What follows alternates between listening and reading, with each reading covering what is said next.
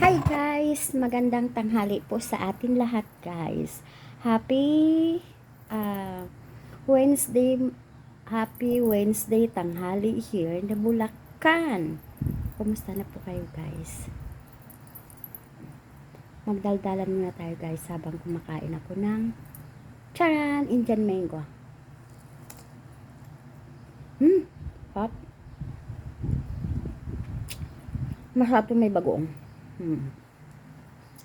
Bagoong kami doon sa rep. Kailang tamad ako kumuha ng bagoong. Antayin ko lang yung bagoong lumapit sa akin. Ganon yung guys. Pag tinatamad kayo sa buhay nyo, at kung may mga bagay kayong gusto nyo kunin, antayin nyo lang pong pumunta yan sa inyong bagay na yun. Tulad ako guys, itong Indian mango, binili ko po siya. Mega shoutout pala dyan kay si Sweng. Kasama ko si Sweng bumili ng Indian mango. Binili ko siya guys, and then pagdating ko sa bahay, nilagay ko siya, inugasan ko muna siya syempre. Tapos nilagay ko siya dyan sa tabi. Tapos sabi ko, kung sino naawa sa inyo, kaya gusto ko kumain ng Indian mango, pakibalat nyo ako. Sa awa ng Diyos guys, ayan. May nagbalat na Indian mango. O di sa makatuwid, may kinakain tayo ngayon Indian mango. Kaya lang guys, para masarap nga talaga ito, may bagoong.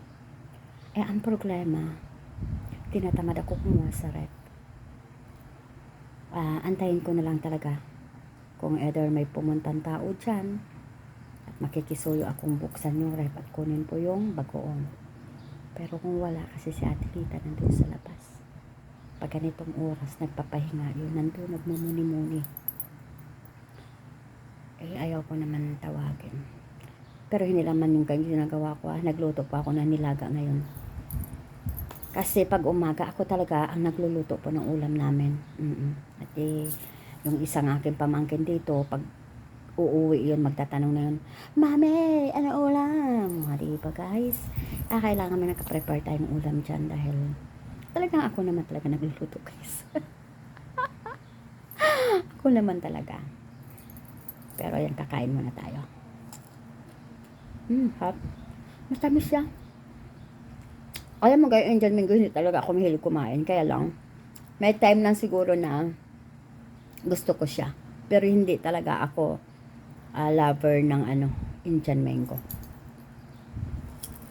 Ayan guys. Hot. Ito dyan TV namin. Kanina pa ako dito guys, kaupo.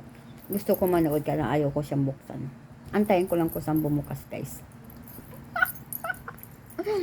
Thank you guys. Have a nice day. At thank you so much sa mga nanonood pa rin ng video ko. Thank you sa inyo. Kasi hindi ko kayo kilala. Ingat po tayo palagi guys.